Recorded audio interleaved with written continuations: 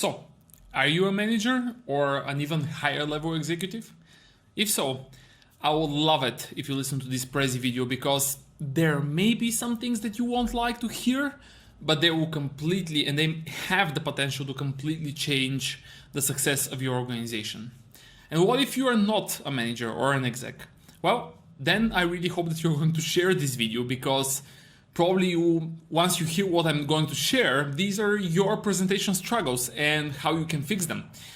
And probably you will be hoping that your manager will actually see it. So what am I even talking about? What I want us to cover in those next 15 or 20 minutes is 3 issues that we see in the presentation world that many organizations do, that if you don't fix, you will continue to lose people's time, you will continue to ruin both your personal and your organizational reputation, and last but not least, you will continue to miss on opportunities to grow as an individual and opportunities to grow the business and the company that you work for. So what are those 3 things, right? What are those 3 things? Well, the first one is, how do we approach, and how do managers or HR or learning and development approach presentation trainings? And I don't know how that sounds right now, but stay with me on it, okay? It's not potentially what you think it is, okay? So stay with me here. The second one is, how do we end up complete lack of understanding of what it takes to build and deliver what we call at 356 Labs truly effective presentation. And it's all around time and how much time do we spend on it. And the third one is all about the moment when you as the manager, or you as the person who works for that manager, the manager outsources a presentation so that someone on the team can help out, and how there is lack of collaboration there in the process and what it leads up to, right? So these are the 3 things that I really want us to talk about. Just very quickly to recap, it's all about those 3. The trainings that we organize on the topics of presentation skills, as you're about to see, how much time it really takes to build and deliver a successful presentation, and what happens when you try to outsource a presentation. Now, my name is Boris. I'm the founder of presentation agency 356 Labs, which is the biggest premium presentation agency in the CEE region. We work with and for many of the biggest brands in the world, I would say, and we help them write, design, and deliver truly effective presentations. Since recently, we actually got involved in helping those same brands with their virtual and hybrid events. And we help them we work for them from start to finish on those events. The reason why they're asking us for help now, not just to be their internal presentation team, but now to be their event management team, if you wish, is because we did something truly special. And that truly special thing was related to something that we have done last year, which is a conference that is called Present to Succeed. Present to Succeed is the biggest presentation skills event on the planet. Last year, just to give you context of how large it is, last year we got more than 3,000 people from more than 53 countries. And this year, what we are doing and what we are planning for in 2022, in April 2022 is the next edition. We are planning for 10,000 people from more than, obviously, 53 countries. 2 days again with absolutely the brightest minds in the world of storytelling, presentation design, data visualization, public speaking, etc. Just to give you context, number 1 body language expert in the world, Mark Bowden, the co-founder of Ritz-Carlton Hotels, Horst Schulze, and Capella Group for that matter, Emmy Award winners like Jessica Chen, etc., etc. So again, if you want to learn more about what we do at 356 Labs in regards to presentations, trainings, events, etc., you know where to find us. It's 356 Labs, not 365.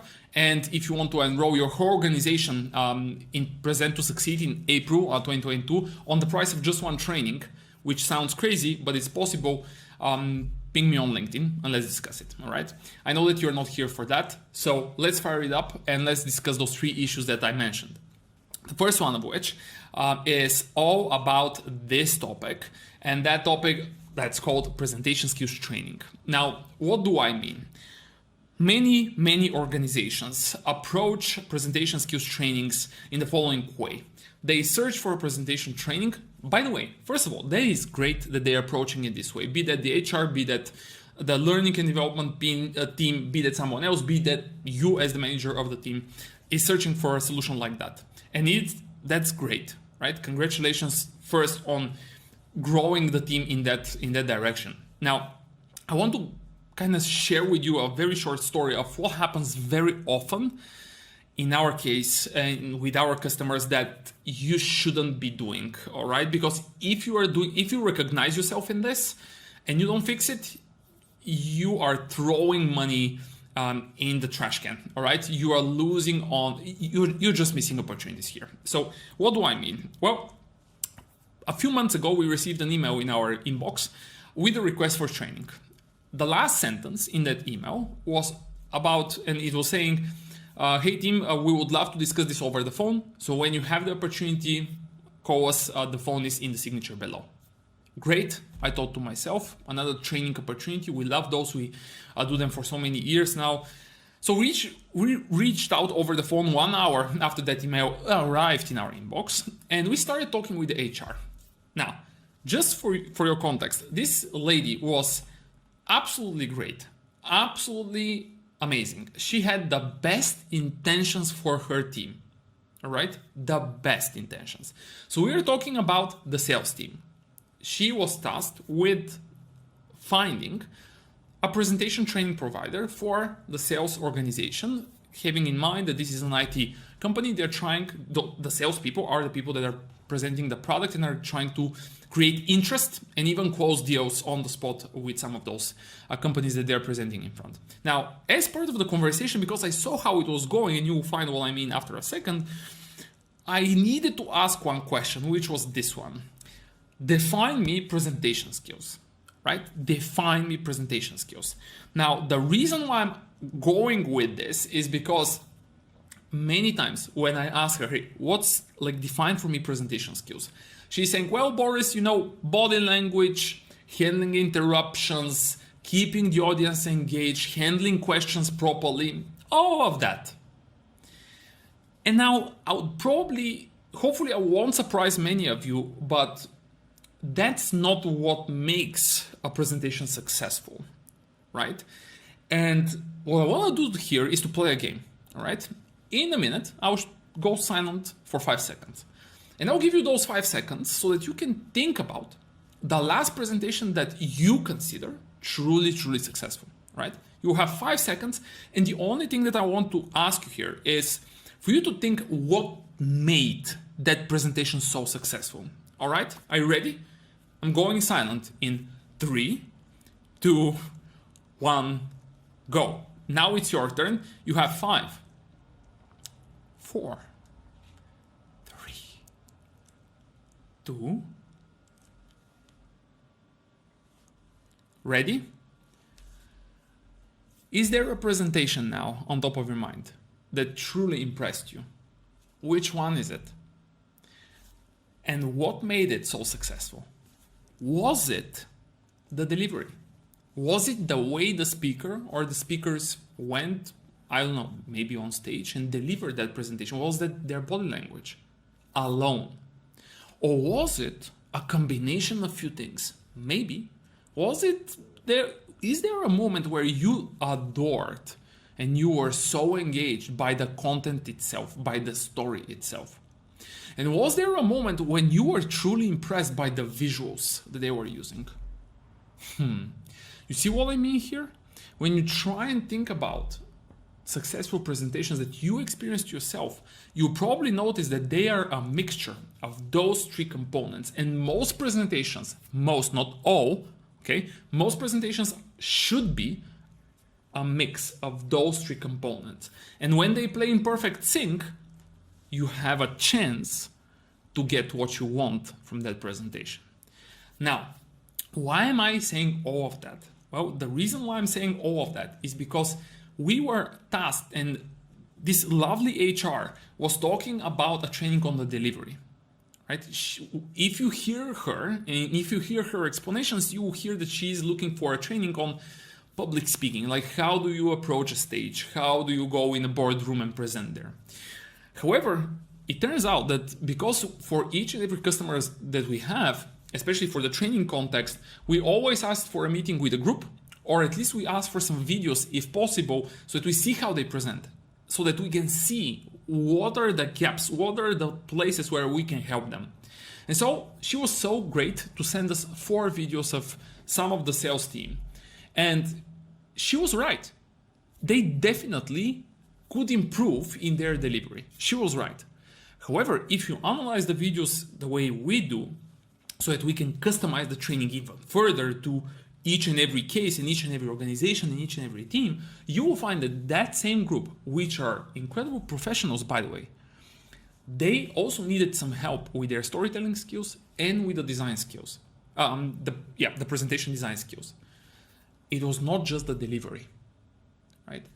And so that's what we actually did. We have created a customized program. We included all of those modules. We included practice sessions for each one of those, delivered the training, and the training was super successful. And how do you know it's successful? Well, when your customers from Monaco, right? When a customer from Monaco comes to you wanting to sign the deal on the spot and asks you, how did you prepare for the meeting with them? They're that impressed. That is telling you something. I mean, that's a good sign, right? That's a good sign. So that being said, again, I just want to recap that if you are the person responsible for looking for the trainings for your team, be careful, be mindful of what you want to include in that training. And that being said, don't forget, we are now living in a completely different world where virtual presentations are the new normal. Virtual meetings and hybrid meetings, right, are here to stay. And so our people need to know how to communicate through those channels. So you are planning a presentation skills training. Are you incorporating some of those things? Are you planning to have something included in the training to cover the specifics of Zoom, Google Meet, Microsoft Teams, WebEx, whatever? Are you also planning for your team to learn more about this great tool, Prezi and Prezi Video? Because it's definitely going to help you out communicate virtually. And are you planning, like, truly to understand the differences between the in-person world and this virtual medium, where even things like the webcam setup, the microphone, the light play humongous role in the effectiveness of the presentation? So I'm saying all of that not because of anything else, but because I want you to be successful when you're hiring a partner, be that a freelancer, be that a training agency. It's your choice. Be mindful of what your people truly need, and don't forget that a truly effective presentation consists of the story, the design, and the delivery. Okay? Bonus idea here, everybody. If you are the manager, if you are the team lead, if you are a high-level executive, you are working on this training, or you're working with HR on this training. They have found a training provider. They have selected it. Talk with them and make sure that your people will be free to go to that training, meaning they are not going to be asked to work during the training.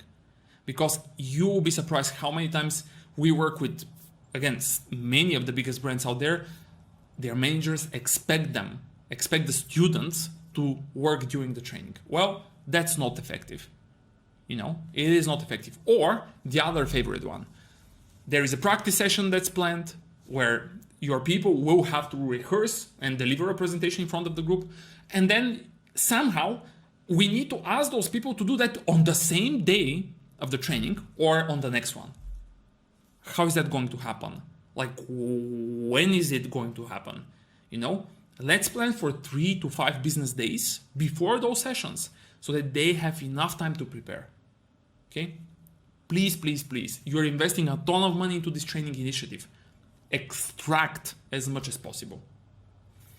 And speaking about time, that's the second issue. It's not my favorite. It's the second issue that we want to talk about in this Prezi video. And it's all about those moments when you as the manager ask one of your team members to deliver a presentation that's in one way or the other significant and important, and there is a lot at stake there. However, you are asking them to plan, build, and deliver that presentation, yet you're asking them to deliver that presentation on top of everything. On top of everything else that they have. So my question is, how? How do you think they are going to be able to do this? Because if you think about it, you are busy, but they are also busy. And now you are adding a significant task, one more very significant task to their everyday. So how do you think that will work? So again, my advice here, if I'm able to give you advices, my advice here is, if you're the manager, if you're the team lead, if you are the high level executive, and you are asking someone to deliver that presentation in front of a new customer, in front of potential investor, talk with them, right? See how much time they would need and try to make sure that they have that time, or at least as much as you can give them. See whether or not you can deprioritize some of their tasks so that they have that time. Because trust me when I say this, because we see many people, they want to do their best. They just don't have the time to do it every single time, but they want to do their best. And by the way, if you are the employee that's being tasked with this presentation, well, speak up, everybody. Talk with your manager. I mean, the fact that they trusted you with that presentation, that means a lot, right? You need to understand that. That's a great sign for you. However, be so, like, just go there and talk with them and say that you want to do your best, but it just requires time. Can we do something about it? Can I do this one task next week so that I can use this part of, like, half of the week working on my presentation, right? Just try to figure out those ways. All right. You see that but I really hope that you will see understanding on the other side. And then it's the third issue that I really want us to discuss very quickly. It is all about collaboration. And we already kind of mentioned collaboration in the previous case, but here I want to talk about collaboration in the context of you as the manager or the team lead, or again, as the executive. Sorry for repeating it so many times. You have an important presentation in front of you, and now you want to outsource it to someone on your team. However, you don't want to collaborate there. Like, you expect them to build that presentation and send it to you over email or whatever, and you expect it to be great. How is that going to happen? Like, wait a minute. How is that even going to happen? Just again, a very quick story here. One of the biggest companies in Europe, you are buying the groceries on a daily basis from them. Let's just say that their presentation is on our portfolio at 356labs.com. I cannot tell you the name, but I would tell you that the presentation is with blue cover. Okay, so go and check it out. You know that company. We have to deliver a presentation. We are being asked to design a presentation for their CEO. Why? Well, they don't have presentation designers in their team.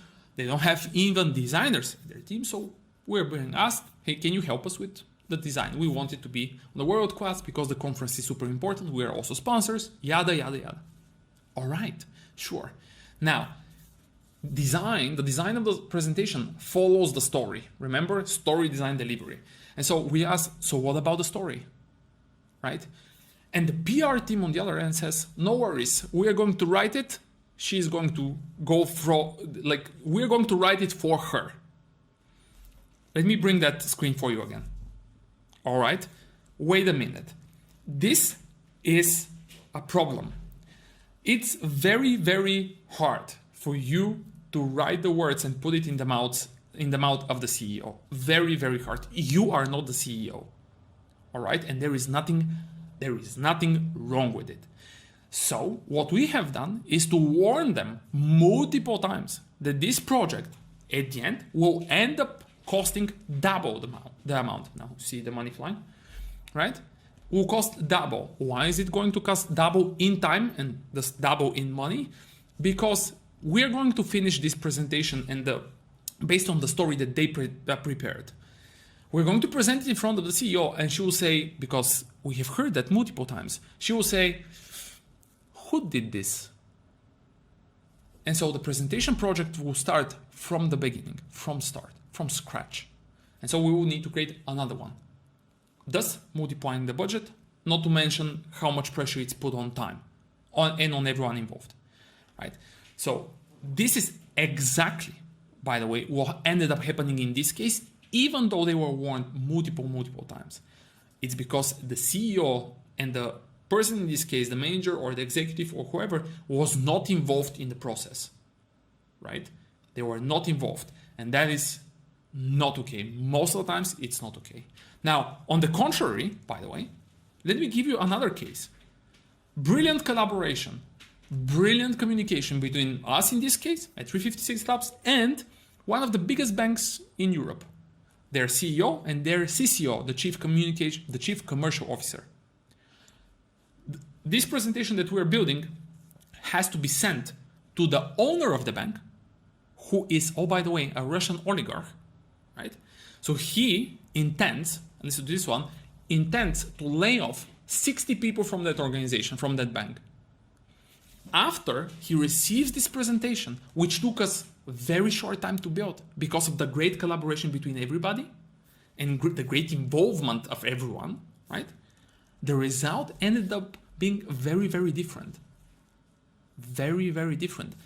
He stopped thinking of laying off 60 people and decided and approved the bank to hire more than 100 new people. These are my friends and your friends potentially having their dream job now. That's the power of collaboration. That's the power of great communication. That's also the power of a single presentation, right? So don't underestimate it. It's your presentation. I know, I understand. You want some help from your people, a freelancer, an agency. Great. You're busy. Of course you will need help. However, plan the time to collaborate. That is truly important. Please put in your schedule time for collaboration. This presentation is yours. This is not your website. Presentations are very personal. You have to feel comfortable with it.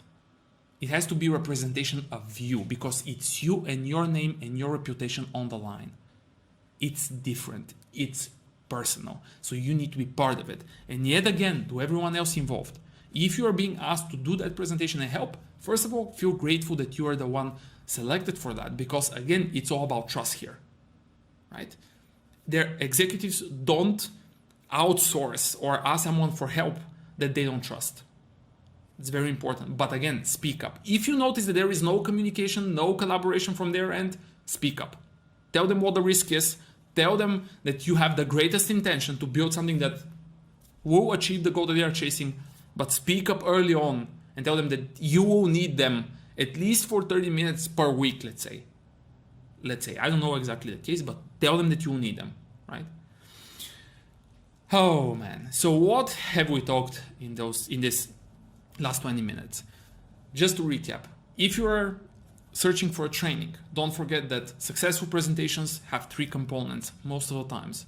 You may want to train your people on all of those 3, right? So plan that in your training, plan that with the training provider that you are approaching also. See whether or not they have the experience and the expertise to deliver that training and that they have done it for other brands and other organizations so that you understand that they are not doing it just for themselves, but also know how to apply those same techniques and tips and tricks in other people's cases with their specifics, right?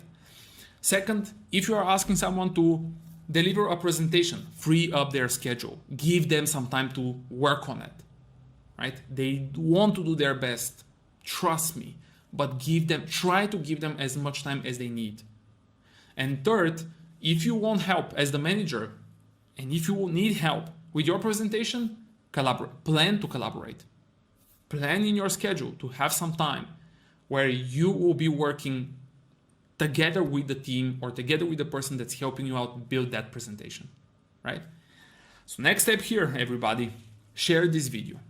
Share this video if you truly believe in those ideas, and if you think and you support those ideas. Because if you do, by the way, I cannot say anything else but congratulations, you're on your way to achieve incredible business results. Until then, thank you so much for spending the time. My name is Boris. I hope that we're going to collaborate at some point in the future, or I hope that I will see you at Present to Succeed, or why not both? Thanks again and good luck.